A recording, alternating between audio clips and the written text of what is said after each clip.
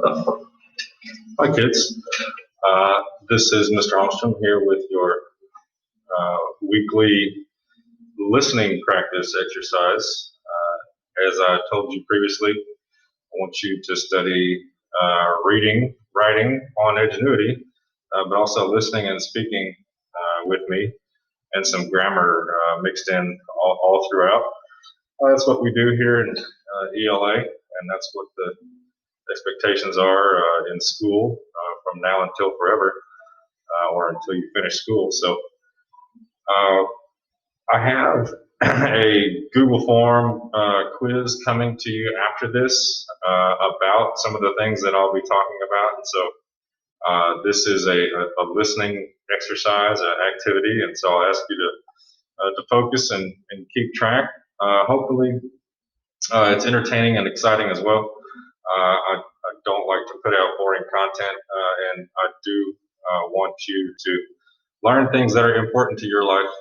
And so I want to tell you a story about a guy who, like you, is from Arkansas. And I'll start with the moral of the story, and that is this: that fortune favors the prepared mind. And so I'll say this multiple times, and but we need to know what those words mean. Fortune, like if you're fortunate, you're having good things happening to you, right? You have experienced success, or you had the right opportunities, and everything worked out well in your favor. And so to be fortunate. Now, some people can be unfortunate. You may feel like you have bad luck or certain things out of your control, and that's a legitimate excuse. Okay, we can't control all of the things around us. There comes a certain point in life, though, when you are to blame. You are responsible for your actions, and your fortune is in your hands.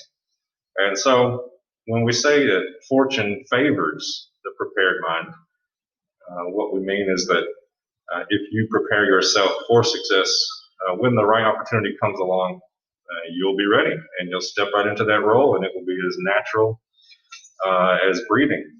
So, whatever you believe, if there's a controlling mind or a controlling God in this universe, you can ask that being for help, or you can just prepare your own mind, and that's our duty here on Earth. And so, the most boring name that you could think of, maybe John Johnson, is our subject, and today is his birthday. And it follows Dr. Martin Luther King Jr.'s birthday. And so I had no idea that today was his birthday. He's always been an interesting person to me. And so in researching this, I thought, well, today's a good day to talk about him because it is his birthday. And he was a very fortunate man, but he was also a very prepared man. And so I'll tell you how he became the first African American to join the Forbes list of wealthiest people in America. So, just to review, African American from Arkansas, richest man in the country, or the first to make it on that list of the richest people.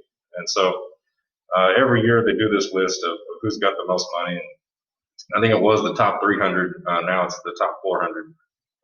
But anyway, this all happened a long time ago. And so in 1918, on this day, in 1918, he was born, Mr. Johnson, in Arkansas City.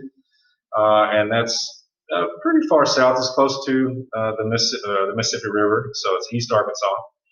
And something horrible happened during his childhood, and it taught him the value of a couple of things.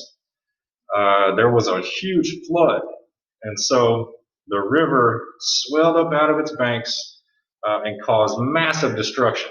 And so the news came to his town, and they interviewed people and talked to everyone and wrote it all down, and then it was printed in the newspaper, and then help came. So after the news, then came the Red Cross, and so he learned the value of the newspaper and reporting and information. Now, in 2021, we live in a world that's saturated with input. Okay, there's so much information coming at you on a daily basis, but this was not the case in 1918.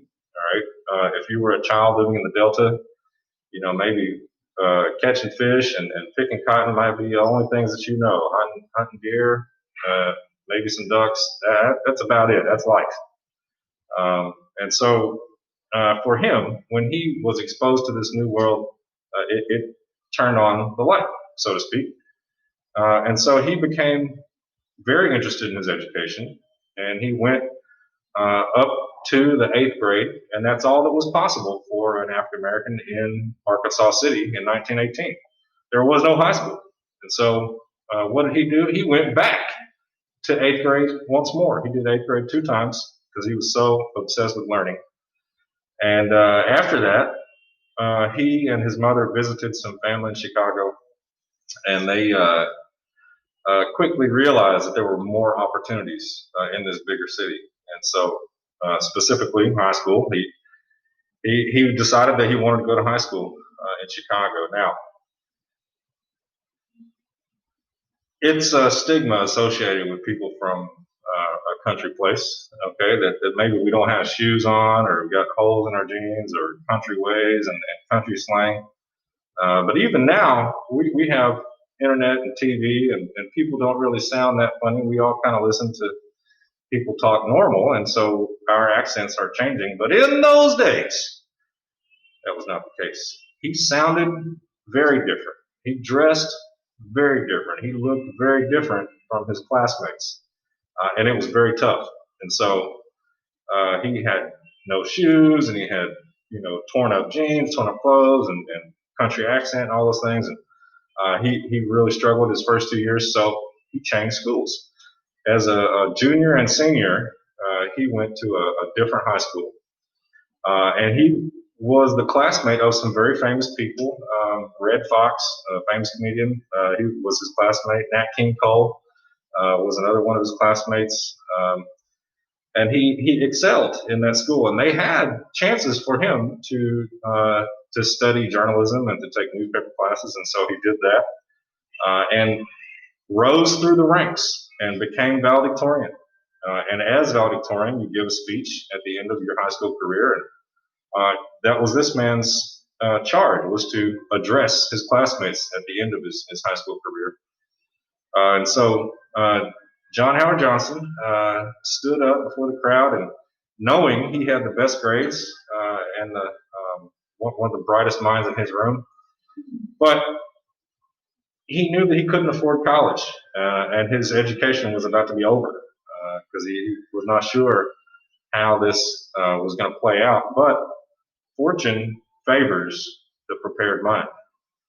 And as he was speaking to the crowd, somebody in the audience uh, really connected with what he had to say. And that man was Mr. Henry Pace.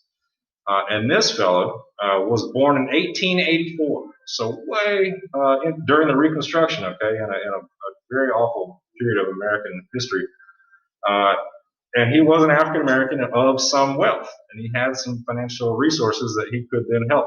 And he reached out to Mr. Johnson and said, "Hey, I like what you have to say. You're very well spoken, very articulate, very intelligent, and I will put you into this scholarship program in which you, number one, have a job working for a shelter insurance company, and number two, you get to go to school.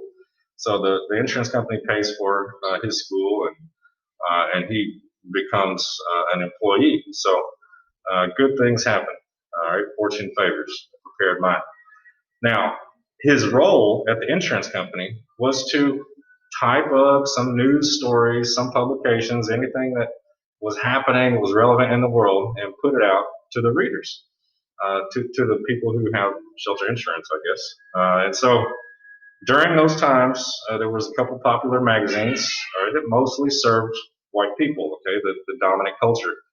And so he modeled his style after the Reader's Digest, which is a very small book with many news stories. It's a lot of it's salacious material. It's juicy stories about celebrities and who's dating whom. Uh, but in his mind, he hatched an idea, and this is what paid off. Okay, he had an idea that he could make a magazine that was explicitly for black culture, and it was about celebrities and those same types of things, but for his culture, for what he considered a subsect of American culture. Uh, and people thought he was a little bit strange. They said, well, they don't have a lot of money. I don't know how you're going to pay for that or get that started. But he had one believer, and that was his mother. And they were of limited resources. But his mother was willing to use her furniture as collateral to start his business. So a few years in, she was able to leverage and say, if we can't pay back your loan, you can have my couch. And so he was able to borrow $500 against his mother's couch. And thankfully, all worked out well because he made 25,000 copies of his first magazine, and it sold out in the first week, every single copy. And he knew that he was onto something. By the end of that month, he had 50,000 subscriptions. So these are people willing to pay every month to get this publication on their doorstep. I've got a person at my door. Hold on, who could be at my door? All right. So the year was 1942, and John Howard Johnson had just started his first newspaper, the Negro Digest, and it was fairly successful. And so he knew that his formula would work, and his next task was to expand and figure out new ways to apply this platform and even leverage this platform. And so in 1945, 3 years later, he changed the name to Ebony Magazine at the suggestion of his wife. And it continued the same format and talked about celebrities and black culture and was circulated all across America. And so, due to that success, he was able to use his platform to sell things, to put commercials into his magazine. Of course, if you've ever opened a magazine, you can see all kinds of stuff in there they're trying to sell you. Sometimes it's more advertisements than articles. And so in those days, I'm not sure if you can get away with that, but his wife also figured out that there should be some makeup and some beauty tips for African American culture, for darker skin, for different hair, and she was able then to partner with some makeup companies and use her husband's newspaper to sell makeup. And I know she's not the first to do this. There is a more famous woman who made her fortune that way. But due to the excess of the American economy at that time, this launched them into another tax bracket, like we say. They were then making six figures and really using their platform well. Now, I told you that fortune favors the prepared mind, and it's not just for money, right? If there is a criticism of Mr. Johnson, it is this, that he treated the culture as just a entertainment, okay? He wasn't putting scholars and authors in his magazine. It was for entertainment. And so that's successful. It makes money, but it's not, how shall I say, reaching the highest ideals of society.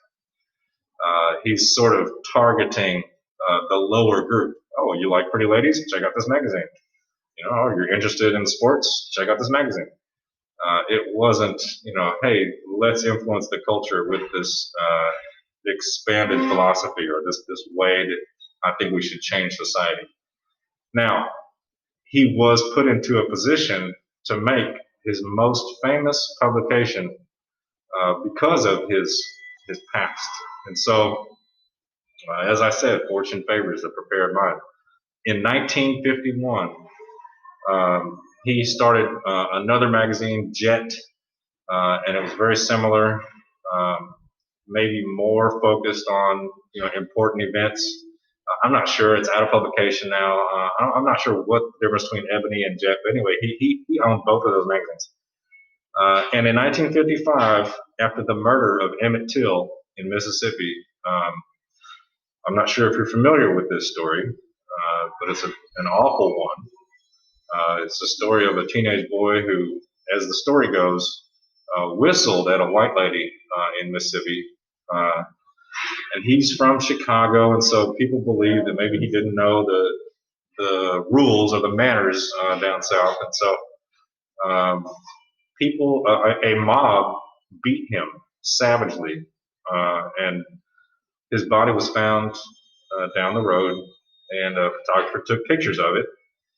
Uh, but the pictures were so disgusting and so awful that many newspapers would not print them. They decided that people did not need to see this; it would outrage folks, and it was gross, and so they did not print them.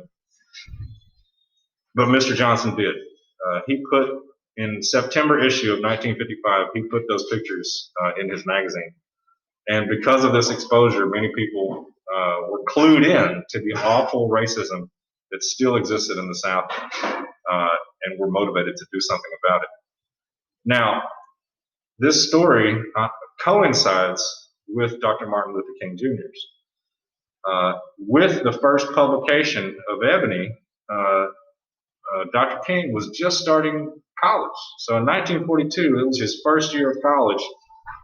He was still, picking cotton for extra money and going to school on the side. And I like to think that, you know, John H. Johnson was the first cultural influencer because Dr. King and other people would begin to sense that they were part of a group of people that needed their help or that they had something to be proud of in terms of celebrities or athletes or whatever. But something had to be built for that community and that group. And so yesterday we celebrated Dr. King's birthday, and today I think we should celebrate John H. Johnson's birthday. He has since passed on. He lived a long life. He lived to be 87 years old. And his magazines and his business is not going to outlive him. It seems like they had some financial troubles. Over the course of his life, he gave $47 million to charity. And so that's a very generous man. And he realized that he had the power to help people and that his fortune would help prepare others. And so there was, I know that there was one more thing that I wanted to mention about him, and that is this, that in the 1940s and 50s, as America enjoyed a huge economic boom, it's called the post-war boom. There's a whole generation of people called the baby boomers. That our economy was so good after the Second World War that a lot of people were made. How should we say? A lot of new people joined this American population, and so during that time, where to live and how to store your money became very important. Uh, and Mr. Johnson had a lot of money and lived in Chicago, but he still could not purchase a home where he wanted. And he realized that many of his African American colleagues could not get a loan from a bank, and they also could not live where they wanted to live, even though they had a middle class job. And so he used his wealth and his influence to open the conversation with banks. Hey, why aren't you lending to these people? Why aren't they allowed to buy a home in that area? Here's my money. Is my money not good enough for your neighborhood?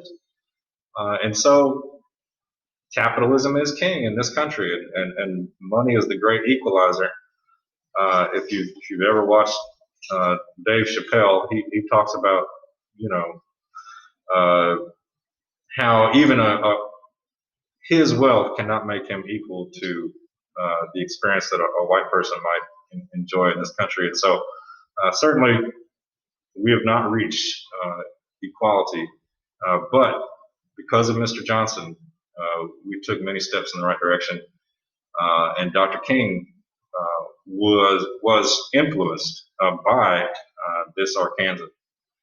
And so, anyway, I hope that was interesting to you, and maybe inspire you to prepare your own mind for the great fortune that is coming our way.